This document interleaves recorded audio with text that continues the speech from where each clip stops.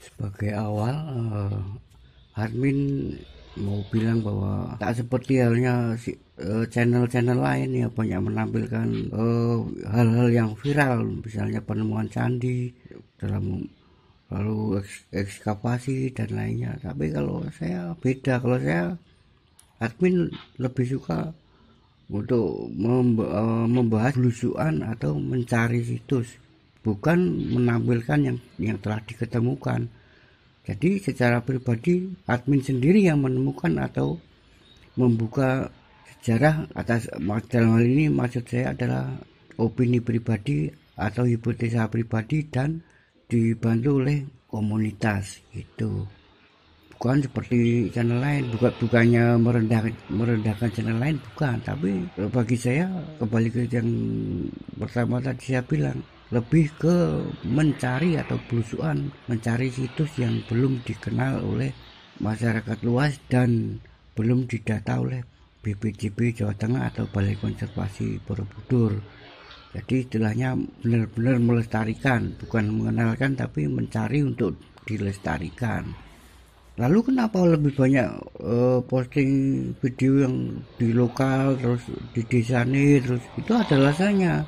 Karena pada realita desaku dan sekitarnya banyak banget situs yang belum dilestarikan dan belum didata. Untuk apa kita memviralkan atau memposting yang sudah viral, tapi sudah didata, sudah dilestarikan, sudah dikenal. Kan mendingan yang belum dikenal dan belum didata demi kelestariannya gitu.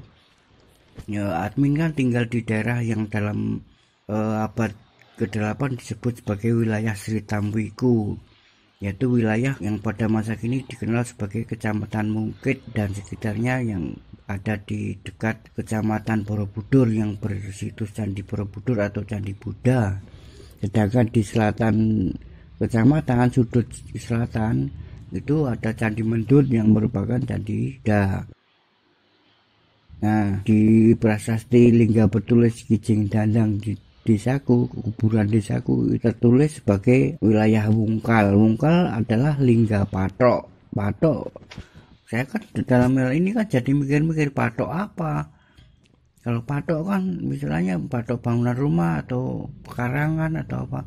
Nah, dari adanya bangunan candi Hindu sama candi Buddha, maka saya jadi mikir ini adalah lokasi perbatasan antara Buddha sama Hindu. Meskipun ada juga opini dan asumsi bahwa Hindu dan Buddha pada abad ke-8 pada masa zaman dulu itu merupakan sebuah kesatuan iman atau sama-sama iman yang saling menghormati, maka bangunan candi banyak dibangunnya itu wujudnya itu candi Buddha tapi ada unsur Hindunya, atau candi Hindu ada unsur Buddhanya, jadi saling menghormati itu posliro gitu.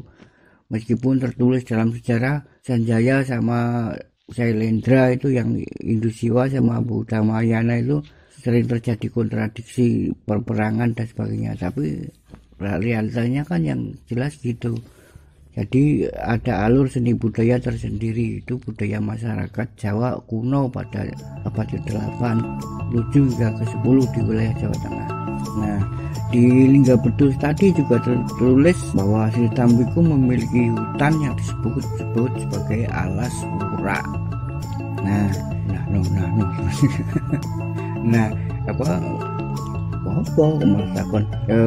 Alas Pura dalam misal ini, dalam opini admin, itu merupakan hutan bambu atau pepohonan bambu yang dalam bahasa Jawa disebut papringan, atau juga mungkin tanaman lain, tapi tak seperti di wilayah hutan Kalimantan atau Sumatera sana. Beda, hutan Jawa kan beda karakternya, pohon jati dan sebagainya. Nah, umat Hindu sangat menghormati hutan, pohon dan kelestariannya.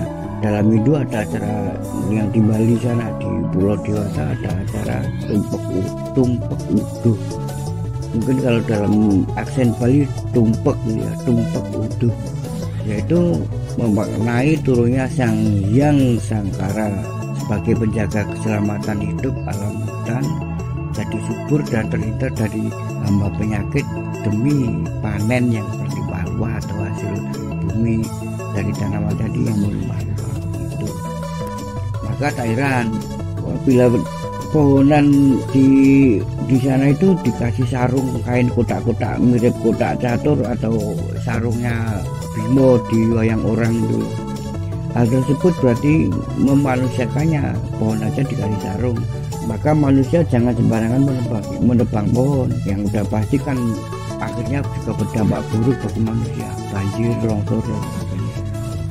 Dalam kitab Pancawati, hutan dibagi jadi 3 fungsi, yaitu Mahawana, hutan sebagai pelindung, melindungi kehidupan manusia dan binatang, menyimpan sumber air. Air sangat berarti bagi kehidupan manusia dan binatang.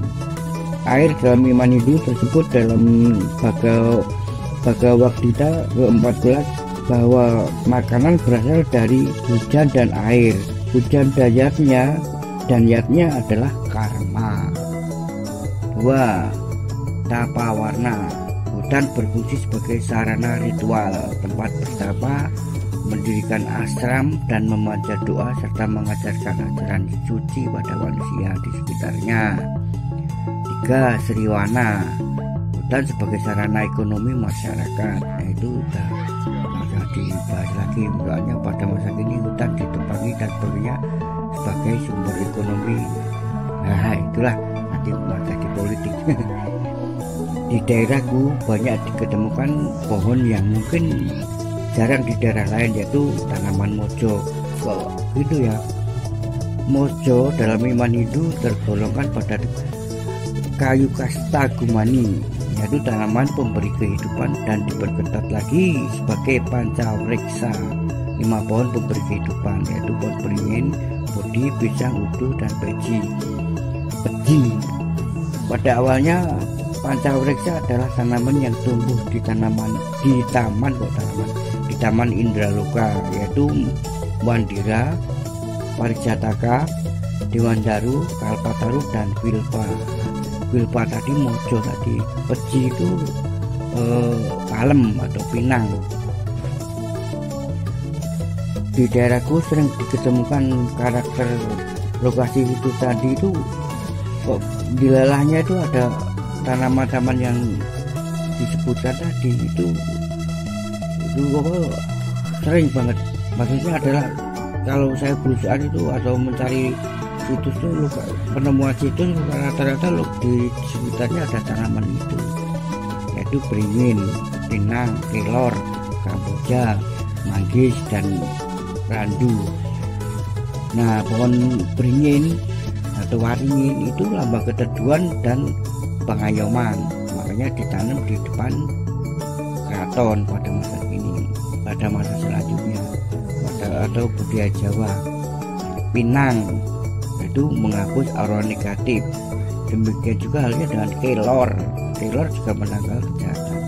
Sedangkan kamboja itu di Bali kan ditanam di depan rumah atau di depan pura, itu untuk mensucikan orang yang akan masuk. Nah, pada masa kini, atau bukan masa kini tapi pasca Mataram menjadi Mataram Islam, maka kan reruntuhan candi kan pada ambruk, reruntuhannya gara-gara erupsi Merapi 1006 itu loh. Itu lalu diubah menjadi bangunan masjid dan kuburan. Makanya nggak heran kalau di kuburan banyak pohon kamboja. Sedangkan tanaman manggis dalam budaya Jawa itu ditanam di wilayah Keputren atau komplek Keputren, itu tempat para putri. Namun seperti halnya pohon beringin dan lainnya merupakan kelanjutan dari alam seni, dari alur seni budaya Hindu tadi. Banyak tanaman lainnya tapi ya lain kali atau itu kan tergantung terbatas sama durasi juga. Randu, nah ini randu atau liman itu kan misal di tempat saya itu di kuburan karang itu ada pohon randu yang super besar. Lalu di sebelah Kulon Elo atau di barat desa itu juga ada tanaman randu ukuran besar, jumbo, lebarnya berapa meter tuh. Itu juga memiliki nilai sakral karena getahnya kan warna merah. Nah, warna merah itu Drawiman itu bermakna sebagai pengusir setan atau pengusir aura negatif. Balik ke manggis tadi di desaku dia pernah dulu itu ada tanaman pohon manggis dan sawo manila itu yang daunnya merah-merah itu. Nah, itu juga artinya gitu. Nah, dilalahnya itu laki-laki dilalah itu ditemukan ya juga di sekitar bekas lokasi candi, yaitu di dekat Candi Siwa yang bangunan pertama, yaitu di sudut timur Pradenan, Candi Wisnu di Gergunung, dan Candi Durga di Sirkuwe sekarang jadi bangunan masjid. Nah, itu di selatan masjid itu dulu ada pohon manggisnya juga.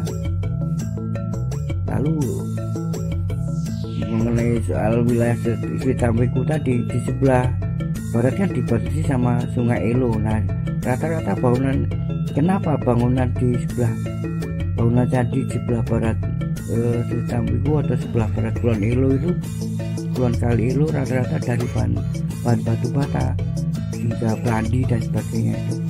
Itu karena umurnya kan lebih tua.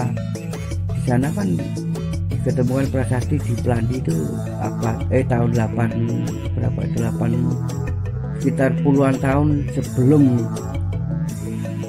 wilayah Sritamriku didirikannya pada 881, sana sekitar 857 atau 47. Nah, berarti kan lebih tua. Atau mungkin juga ada asumsi lain dari batu bata, karena mereka bangunan candi itu didirikan pada masa Mataram Islam, artinya kan mereka bukan Muslim, jadi mendirikan bangunan candi kadarnya karena pemerintahan kan udah bukan Hindu lagi, maka pembangunan dipakai bahan sederhana. Banyak opini lain, itulah sejarah. Makanya kan kalau kabut jadi nggak karuan ini. Maka untuk itu ya, kita pakai kebijakan sendiri aja, pakai yang pas dalam pribadi kita, yang penak aja, gulai penai wae itu orang saya bilang. Dah sampai lama ngomong terus sampai serak dalam budaya.